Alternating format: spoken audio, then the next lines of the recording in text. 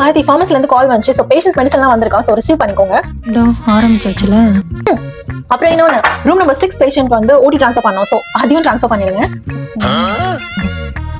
அப்புறம் இன்னொன்று, டாக்டர்ஸ் கிட்ட இருந்து ஆர்டர் வந்திருக்கு. ஸோ ரூம் நம்பர் 18 பேஷண்ட்க்கு அமோக்சி கொடுக்கணுமா, ஸோ அதையும் கொடுத்துருங்க. ஸோ அப்புறம் இன்னொன்று, அப்புறம் உங்க வீட்டுல கப்பு சரிஞ்சிருக்கு, வந்து குத்து வரதுக்கு வரேன். உங்க வீட்டுல ஆள் இல்லையா, பாத்திரம் கழுவணுமா, அது கழுகிறதுக்கு வரேன்.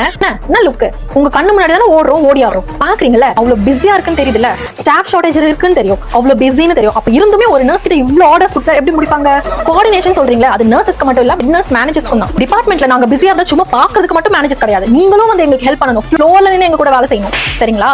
அப்படியே உட்கார்ந்ததுல இருந்து ஆர்டர்ஸ் மட்டும் கொடுத்தா என்ன கதை இது? அப்புறம் எப்படி நர்சஸ் எல்லாம் வேலை பார்ப்பாங்க? பார்த்து பின்னாடி சூடாயி முட்டை வந்துற போது, ஏதாவது ஒரு சின்ன தப்பு பண்ண மட்டும் இன்வெஸ்டிகேஷன் வந்துறீங்கல்ல, அங்க தனியா ஒரு நர்ஸ் மட்டும் 15 பேஷண்ட் 20 பேஷண்ட் பாக்குறாங்கன்னு தெரியும். அவங்களுக்கு வந்து ஏதாவது ஹெல்ப் வேணுமா, ஏதாவது பண்ணணுமா, ஒரு வார்த்தை கேக்குறீங்க.